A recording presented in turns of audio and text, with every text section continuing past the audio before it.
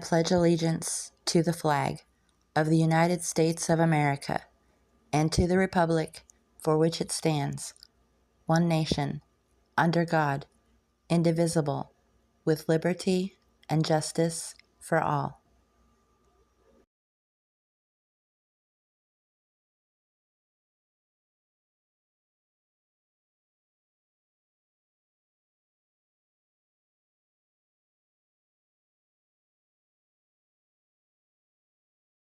Samuel Adams on American Independence, 1776. Quote, "No man had once a greater veneration for Englishmen than I entertained. They were dear to me as branches of the same parental trunk, and partakers of the same religion and laws. I still view with respect the remains of the Constitution as I would a lifeless body, which had once been animated by a great and heroic soul. But when I am aroused by the din of arms, when I behold legions of foreign assassins paid by Englishmen to imbrue their hands in our blood, when I tread over the uncoffined bodies of my countrymen, neighbors, and friends, when I see the locks of a venerable father torn by savage hands, and a feeble mother, clasping her infants to her bosom, and on her knees, imploring their lives from her own slaves, whom Englishmen have allured to treachery and murder, when I behold my country, once the seat of industry, peace, and plenty, charged by Englishmen to a theater of blood and misery, Heaven forgive me if I cannot root out those passions which it has implanted in my bosom, and detest submission to a people who have either ceased to be human or have not virtue enough to feel their own wretchedness and servitude. Men who content themselves with the semblance of truth and a display of words talk much of our obligations to Great Britain for protection. Has she a single eye to our advantage? A nation of shopkeepers are very seldom so interested. Let us not be so amused with words. The extension of her commerce was her object.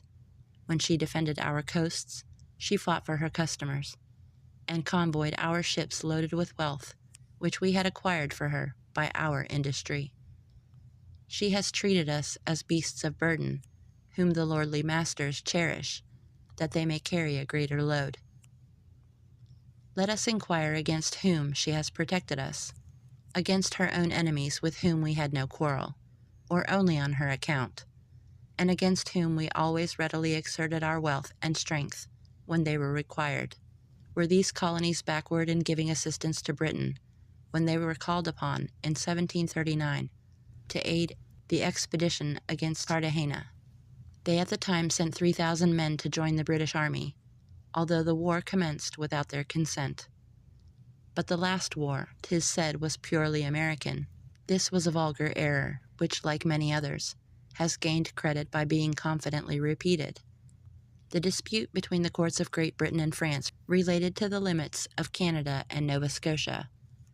The controverted territory was not claimed by any in the colonies, but by the Crown of Great Britain. It was therefore their own quarrel. The infringement of a right which England had by the Treaty of Utrecht of trading in the Indian country of Ohio was another cause of the war. The French seized large quantities of British manufactures and took possession of a fort which a company of British merchants and factors had erected for the security of their commerce. The war was therefore waged in defense of the lands claimed by the Crown and for the protection of British property. The French at the time had no quarrel with America, and, as appears by letters sent from their commander-in-chief to some of the colonies, wished to remain in peace with us. The part, therefore, which we then took, and the miseries to which we exposed ourselves, ought to be charged to our affection to Britain. These colonies granted more than their proportion to the support of the war. They raised, clothed, and maintained nearly 25,000 men, and so sensible were the people of England of our great assertions, that a message was annually sent to the House of Commons purporting, quote, that His Majesty, being highly satisfied with the zeal and vigor with which his faithful subjects in North America had exerted themselves in defense of His Majesty's just rights and possessions, recommends it to the House to take the same into consideration and enable him to give them a proper compensation." End quote. But what purpose can arguments of this kind answer? Did the protection we received annul our rights as men, and lay us under an obligation of being miserable? Who among you, my countrymen, that is a father, would claim authority to make your child a slave, because you had nourished him in infancy? 'Tis a strange species of generosity which requires a return infinitely more valuable than anything it could have bestowed, that demands a reward for a defense of our property, a surrender of those inestimable privileges to the arbitrary will of vindictive tyrants, which alone give value to that very property.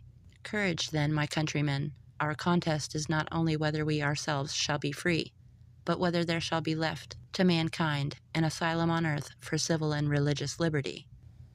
Dismissing, therefore, the justice of our cause as incontestable, the only question is, what is best for us to pursue in our present circumstances? The doctrine of dependence on Great Britain is, I believe, generally exploded, but as I would attend to the honest weakness of the simplest of men, you will pardon me if I offer a few words on that subject. We are now on this continent, to the astonishment of the world, 3,000,000 of souls united in one cause. We have large armies, well disciplined and appointed, with commanders inferior to none in military skill, and superior in activity and zeal. We are furnished with arsenals and stores beyond our most sanguine expectations, and foreign nations are waiting to crown our success by their alliances. There are instances of, I would say, an almost astonishing province in our favor. Our success has staggered our enemies, and almost given faith to infidels. So we may truly say, it is not our own arm which has saved us. The hand of heaven appears to have led us on to be perhaps humble instruments and means in the great providential dispensation which is completing. We have fled from the political Sodom. Let us not look back lest we perish, and become a monument of infamy and derision to the world. For can we ever expect more unanimity and a better preparation for defense, more infatuation of counsel among our enemies, and more valor and zeal among ourselves? The same force and resistance which are sufficient to procure us our liberties will secure us a glorious independence, and support us in the dignity of free imperial states. We cannot suppose that our opposition has made a corrupt and dissipated nation more friendly to America, or created in them a greater respect for the rights of mankind. We can therefore expect a restoration and establishment of our privileges, and a compensation for the injuries we have received from their want of power, from their fears, and not from their virtues. The unanimity and valor which we effect in honorable peace can render a future contest for our liberties unnecessary. He who has strength to chain down the wolf is a madman, if he let him loose without drawing his teeth and paring his nails. From the day on which an accommodation takes place between England and America, on any other terms than as independent states, I shall date the ruin of this country. A political minister will study to lull us into security by granting us the full extent of our petitions. The warm sunshine of influence would melt down the virtue which the violence of the storm rendered more firm and unyielding. In a state of tranquility, wealth, and luxury, our descendants would forget the arts of war and the noble activity and zeal which made their ancestors invincible. Every art of corruption would be employed to loosen the bond of union which renders our resistance formidable. When the spirit of liberty which now animates our hearts and gives success to our arms is extinct, our numbers will accelerate our ruin and render us easier victims to tyranny. Ye abandoned minions of an infatuated ministry, if peradventure any should yet remain among us, remember that a Warren and a Montgomery are numbered among the dead. Contemplate the mangled bodies of your countrymen, and then say what should be the reward of such sacrifices. Bid us and our posterity bow the knee, supplicate the friendship, and plow, and sow, and reap, to glut the avarice of the men who have let loose on us the dogs of war to riot in our blood, and hunt us from the face of the earth? If ye love wealth better than liberty, the tranquility of servitude than the animating contest of freedom, go from us in peace. We ask not your counsel or arms. Crouch down and lick the hands which feed you. May your chains sit lightly upon you, and may prosperity forget that ye were our countrymen. To unite the supremacy of Great Britain and the liberty of America is utterly impossible. So vast a continent, and of such a distance from the seat of empire, will every day grow more unmanageable. The motion of so unwieldy a body cannot be directed with any dispatch and uniformity without committing to the Parliament of Great Britain powers inconsistent with our freedom. The authority and force which would be absolutely necessary for the preservation of the peace and good order of this continent would put all our valuable rights within the reach of that nation. As the administration of government requires firmer and more numerous supports in proportion to its extent, the burdens imposed on us would be excessive, and we should have the melancholy prospect of their increasing on our posterity. The scale of officers, from the rapacious and needy commissioner to the haughty governor, and from the governor with his hungry train to perhaps a licentious and prodigal viceroy, may be upheld by you and your children. The fleets and armies which would be employed to silence your murmurs and complaints would be supported by the fruits of your industry. Britain is now, I suppose, the seat of liberty and virtue, and its legislature consists of a body of able and independent men who govern with wisdom and justice. The time may come when all will be reversed, when its excellent constitution of government will be subverted. When pressed by debts and taxes, it will be greedy to draw to itself an increase of revenue from every distant province in order to ease its own burdens. When the influence of luxury and a universal profligacy of manners, which have tainted every heart, broken down every fence of liberty, and rendered us a nation of tame and contented vassals, when a general election will be nothing but a general auction of boroughs, and when the Parliament, the grand council of the nation, and once the faithful guardian of the state, and a terror to evil ministers, will be degenerated into a body of sycophants, dependent and venal, always ready to confirm any measures, and little more than a public court for registering royal edicts. Such, it is possible, may some time or other be the state of Great Britain. What will at that period be the duty of the colonies? Will they still be bound to unconditional submission? Must they always continue an appendage to our government and follow it implicitly through every change that can happen to it? Wretched condition indeed of millions of free men as good as ourselves. Will you say that we now govern equitably, and that there is no danger of such revolution? Would to God that this were true! But you will not always say the same. Who shall judge whether we govern equitably or not? Can you give the colonies any security that such a period will never come? No. The period, countrymen, is already come. The calamities were at our door. The rod of oppression was raised over us. We were roused from our slumbers, and may we never sink into repose until we can convey a clear and undisputed inheritance to our posterity.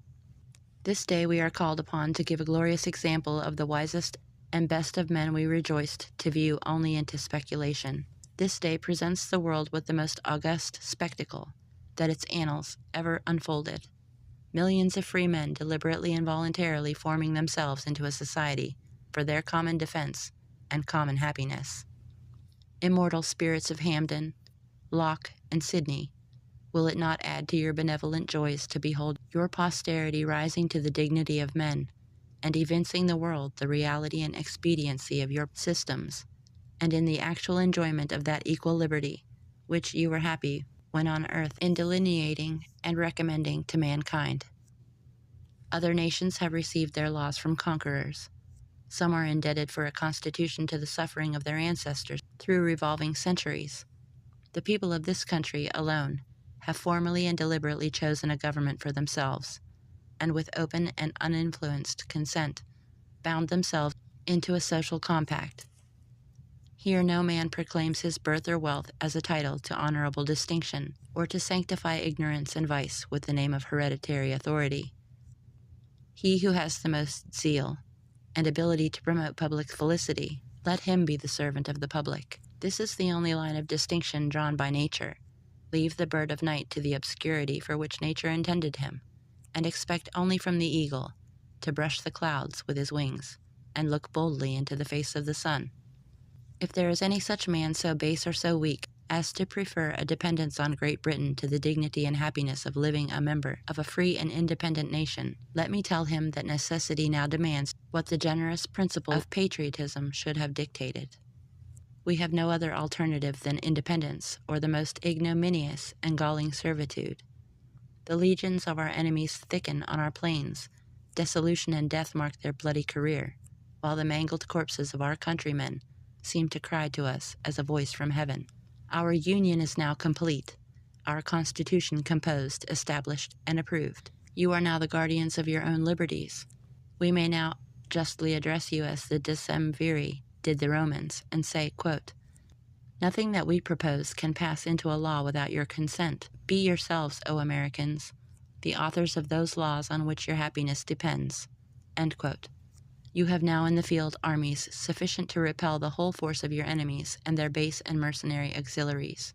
The hearts of your soldiers beat high with the spirit of freedom. They are animated with the justice of their cause, and while they grasp their swords can look up to heaven for assistance. Your adversaries are composed of wretches, who laugh at the rights of humanity, who turn religion into derision, and would, for higher wages, direct their swords against their leaders of their country. Go on, then, in your generous enterprise with gratitude to heaven for past success, and confidence of it in the future. For my own part, I ask no greater blessing than to share with you the common danger and common glory. If I have a wish dearer to my soul than that my ashes may be mingled with those of a Warren and Montgomery, it is that these American states may never cease to be free and independent. End quote.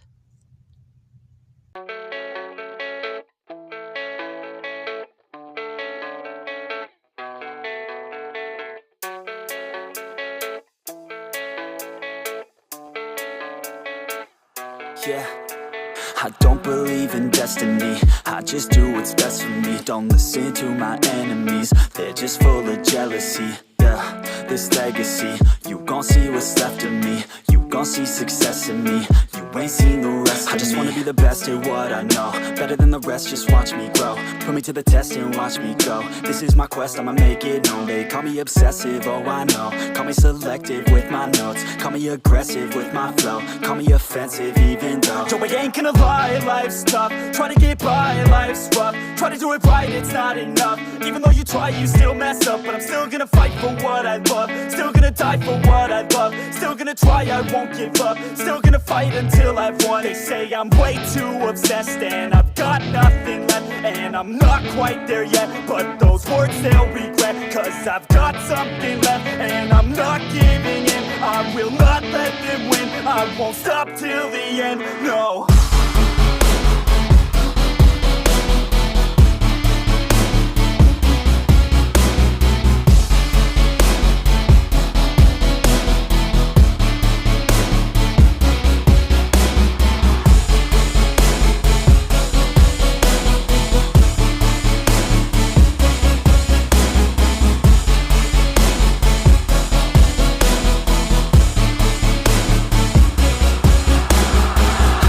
Some injuries, mentally and physically. Studied them religiously so I don't repeat history. And people won't admit to me they don't want a victory.